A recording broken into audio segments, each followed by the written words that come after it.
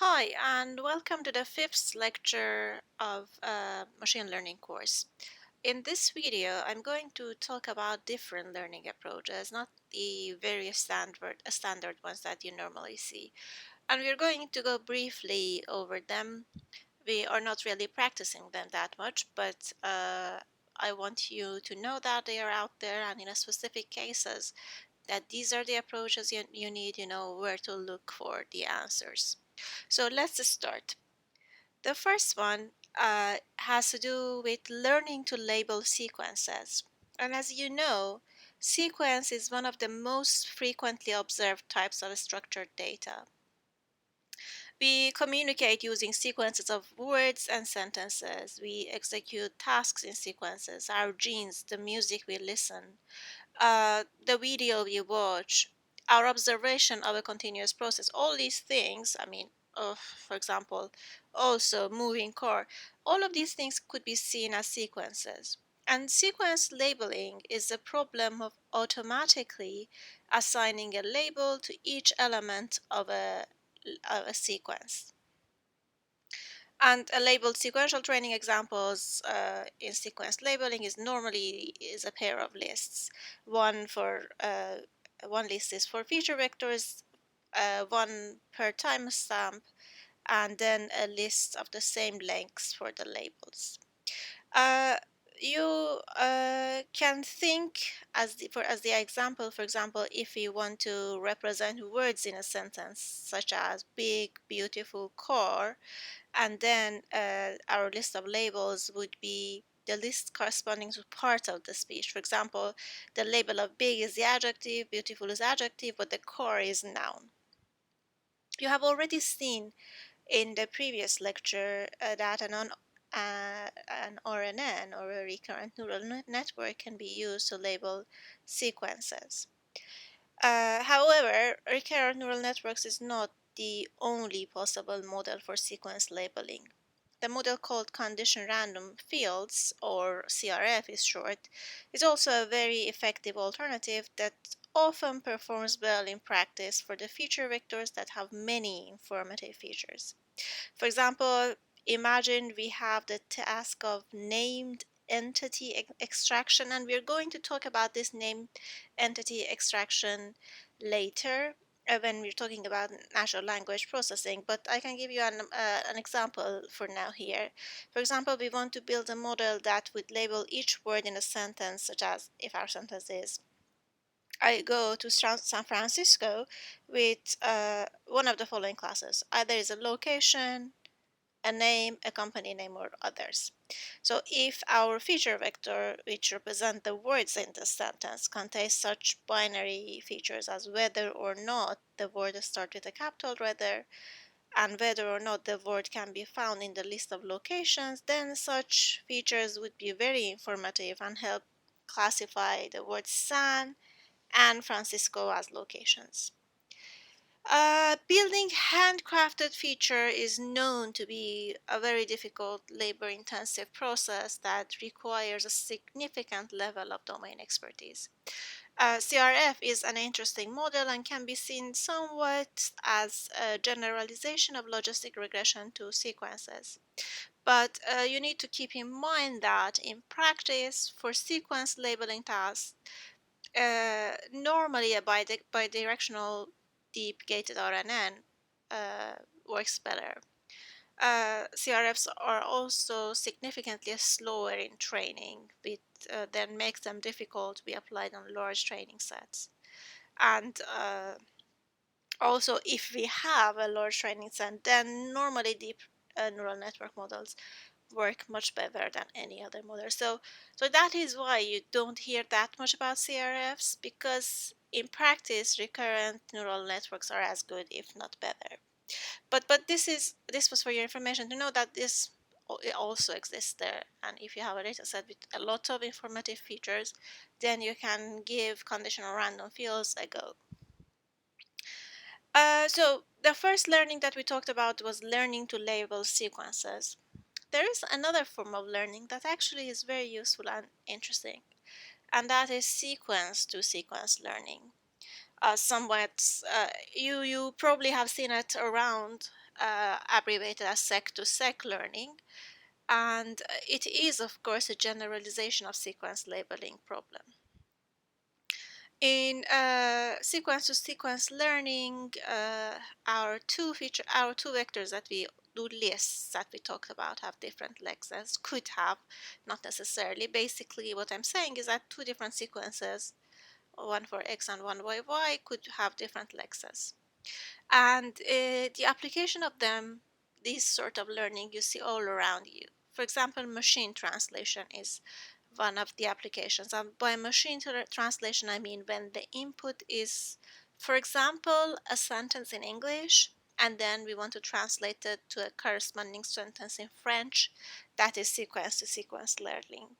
Conversational interfaces also. It's where, for example, you input a question typed by a user, and then you want a proper answer by the machine to be given as the output. Text summarization, spelling corrections, all these things are examples of sequence-to-sequence learning. Many, but not all, of course, sequence problems are currently best solved by neural networks. And the neural network architecture used by sequence-to-sequence learning has two parts: an encoder and a decoder. You could get the feeling what each of these parts do only by their name. So I'm going to explain a bit more. In sequence-to-sequence neural network learning, the encoder, what you're seeing on left, is a neural network that accepts sequential input. And here it's like the weather is fine. It's a sequence which makes a sentence. It can be a recurrent neural network, but also a convolutional network or some other architectures. The role of the encoder is to read the input and generate some sort of a state that can be seen as numerical representation of the meaning of the input that machine can work with. The meaning of some entity, whether it be an image, text, or video, is usually a vector or a matrix that contains real number. And this vector is called in the machine learning the embedding of the input. If I want to say it in a simpler word, basically a value is assigned that has meaning to every part of the input, and that vector of values is our embedding. The decoder is another neural network that takes an embedding as the input. So the embedding of the first part, the encoder has some sort of embedding that you get that and feed it to the decoder. So the decoder takes the embedding as the input and is capable of generating a sequence of output. I mean, in this example is basically translates. I rather not read because my French is not that good. But basically, this is what's happening in this example. As you probably have already guessed, the embedding basically is some sort of input for the decoder. To produce a sequence of outputs, the decoder takes a start of a sequence, input feature, vector, and then produces the first output and updates its states by combining the embedding and the input, and then uses y as its next input. So it's basically a kind of recurrent process. And as we saw in previous lectures, each layer of a recurrent neural network can produce many simultaneous outputs, and one can be used to generate the label, while the other one of different dimensionality can be used as the part of the input. And both encoder and decoder are trained simultaneously using the training data, and the errors that the decoder outputs are propagated to the encoder via back propagation. So what you're seeing here is a traditional sequence-to-sequence learning architecture, but more accurate predictions can be obtained using an architecture with attention. So what is attention? Attention mechanism is implemented by an additional set of parameters that combines some information from the encoder. And in, for example, recurrent neural network, this information is a list of the state vectors of the last recurrent layer from all encoder time steps. And the current, so again, I say the attention combines some information from the encoder and the current state of the decoder to generate the labels. That allows for even better retention of long-term dependencies that provided by gated unit and bidirectional recurrent neural networks. Uh, if I want to say it in simple words, uh, basically attention tells the model, the attention layer that we have added, tells the model that what are the important information in past, some time steps that are not immediately before our current time step, that are worth keeping an eye on when we are basically doing our decoding. Probably there is something that we missed, and it is uh, something that we want to know, especially when we are doing the translation, because at the end, translation is not word by word. There are so many other things that you need to understand from the other part of the sentences so that you have a smooth, good translation. We are going to see a bit more of that when we're discussing about natural language processing in the next video. And one thing you need to keep in mind that sequence-to-sequence learning is a quite new research domain, and training such architectures could be challenging since there are so many hyperparameters to tune and many other architectural decisions.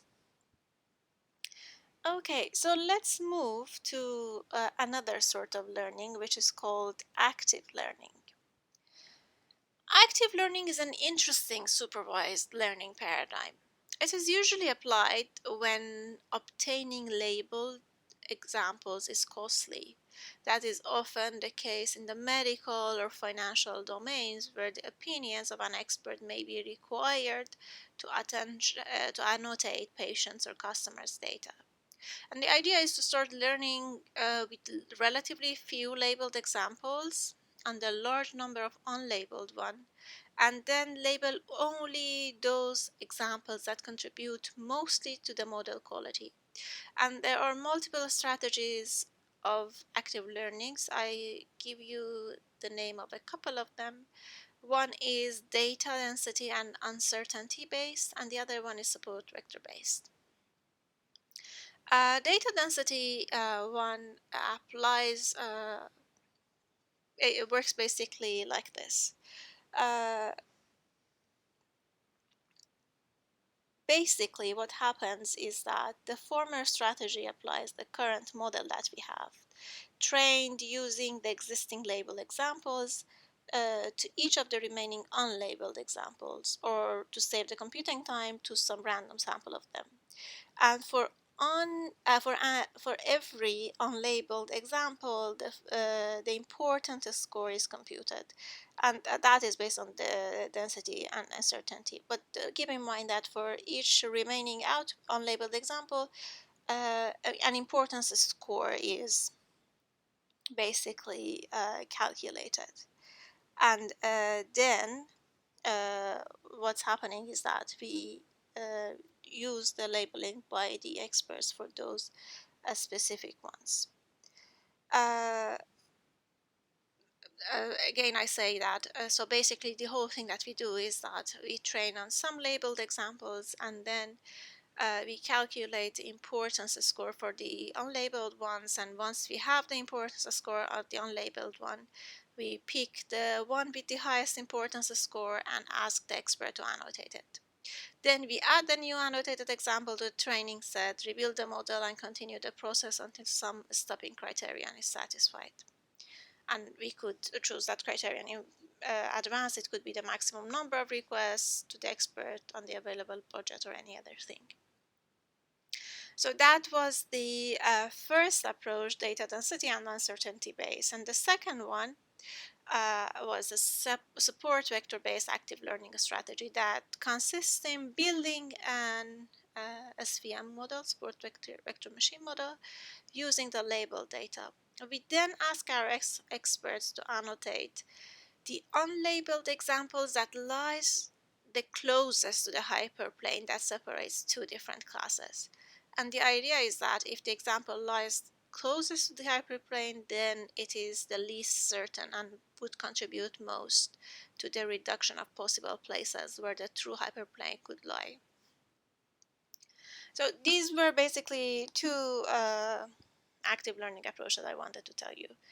And as you noticed, it basically has to do of asking experts to label some unlabeled data after the model is built.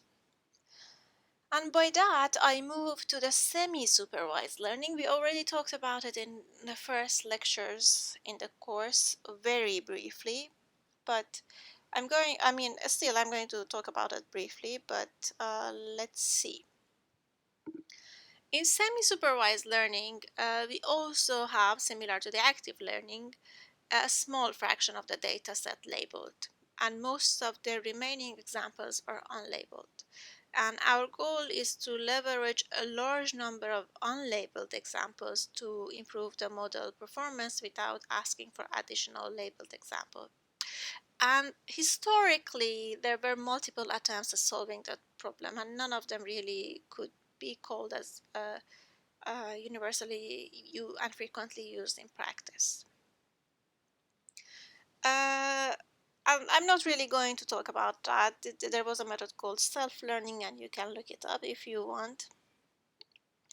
But recently, the advancement in neural network learning brought some impressive results. For example, it was shown that for some datasets, such as MNIST, you have already seen the dataset, the model trained in a semi-supervised way had almost perfect performance with just 10 labeled examples per class.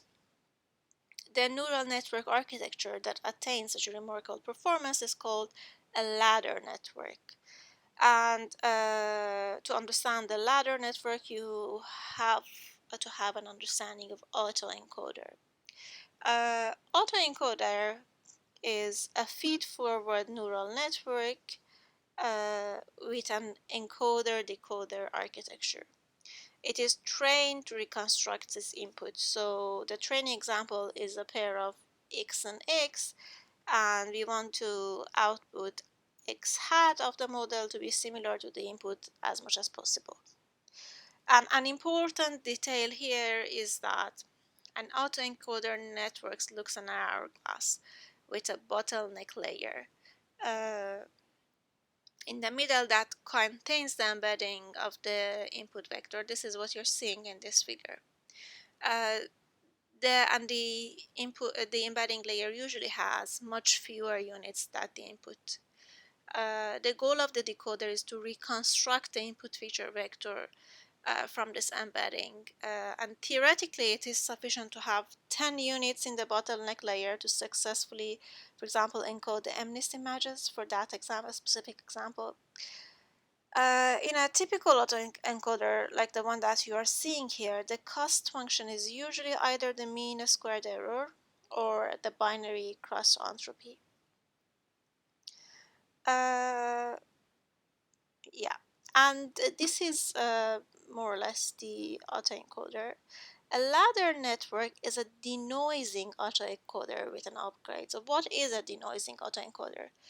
A denoising autoencoder corrupts the left-hand side in the training example. Basically, I told you training example is a tuple of x and x. So it corrupts the left side x, adding some random perturbation to the feature. And if our example are grayscale images, for example, with pixels represented as values between 0 and 1, usually a Gaussian noise is added to the feature. So, getting back to the ladder network, as I said, it's a denoising autoencoder with an upgrade. The encoder and the decoder have the same number of layers, and the bottleneck layer is used directly to predict the label using the softmax activation function. and the network has several cost functions. Uh,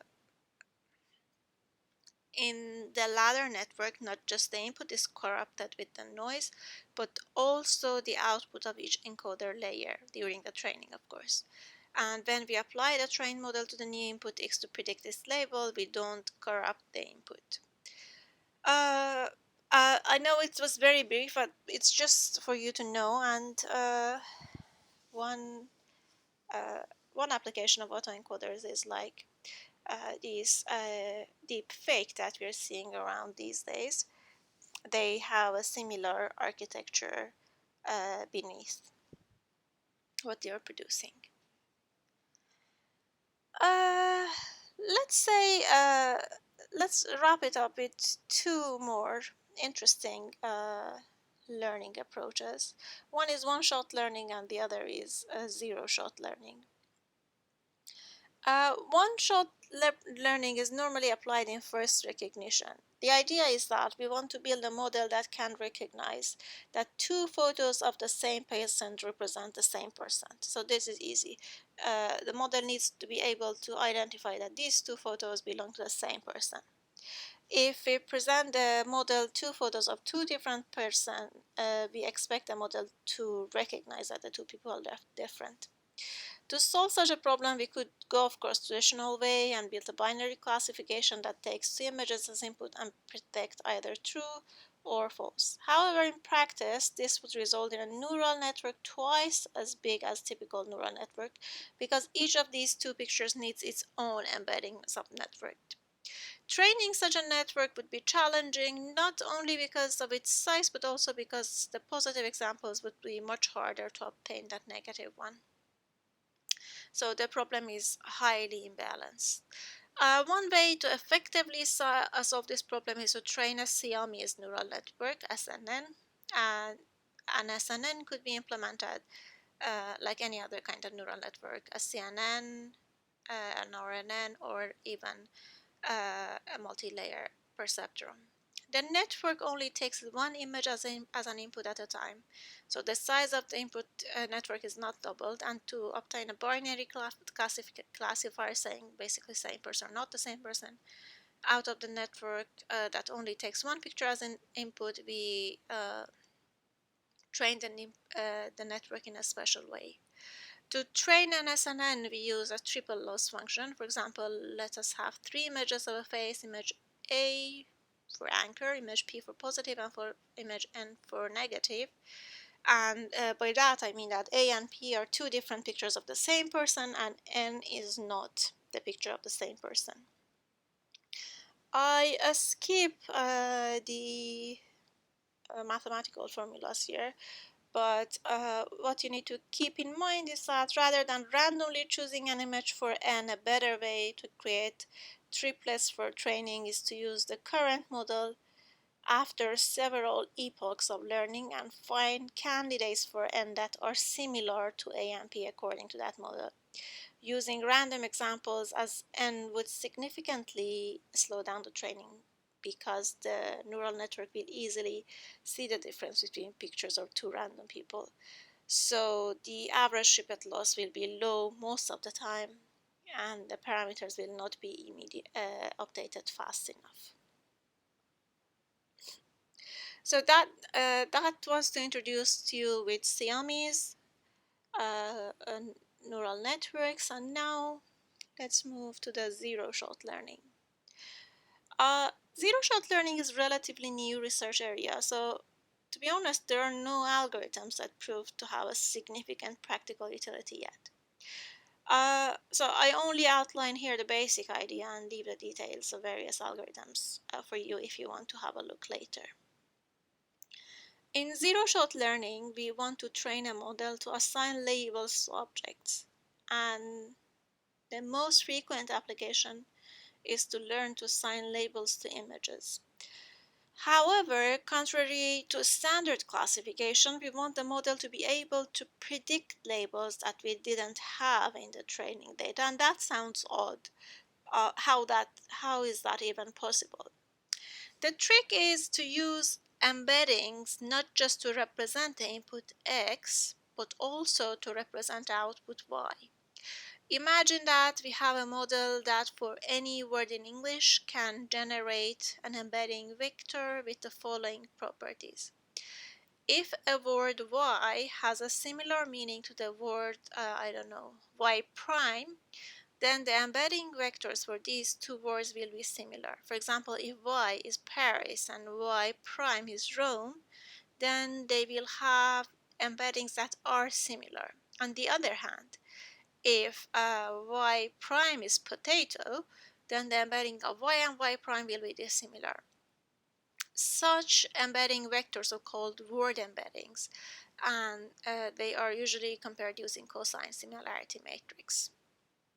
Word embeddings have such a property that each dimension of the embedding represents a specific feature of the meaning of the words. For example, if our word embedding has 4 dimensions, I mean normally it's much wider, it could be between 50 and 300 dimensions, then these 4 dimensions could represent such features of meaning as animalness, abstractness, sourness, or yellowness. Well, I mean, it's a bit funny, but this is how we do it. So the word be would have an embedding like 1001 because it has animalness and yellowness, but doesn't have abstractness and sourness. The word yellow itself would be 0101. Basically, it doesn't have animalness. It is abstract, it has abstractness, it doesn't have any taste, it's not sourness, but it has yellowness. And the word unicorn has animalness to it, but it is also abstract. It doesn't have sourness or yellowness. So you see, the value for each embedding are obtained using a specific training procedure applied to a vast text corpus. Now, in our classification problem, we can replace the label y for each example in our training set with its word embedding and train a multi-label model that predict the word embeddings. To get the label for a new example x, we apply our model to the input x, get the embedding y prime, and then search among all English words those whose embeddings are the most similar to y prime using a similarity function. And why does that work? Take zebra, the animal, as an example. It is white, it's a mammal, and it has stripes. Take a clownfish, it's orange, not a mammal, and has stripes. Take a tiger, orange, a stripes mammal. So if these 3 features are present in the word embedding, then our model would learn to detect these same features in the picture. Even if the label tiger was absent in the training dataset, but other objects including zebras and clownfish were, then our model will likely learn the notion of mammalness, orangeness, stripeness to predict labels of those objects. And once we present the picture of a tiger to the model, those features will be correctly identified from the image, and most likely the closest word embedding from our English dictionary to the predict embedding will be that of tiger. I think that was an interesting example. So by this example of animalness, abstractness, and the other things, I wrap up this video and we get to the next video lecture with more practical implications that you could actually play with, and that is of natural language processing. See you in the next video.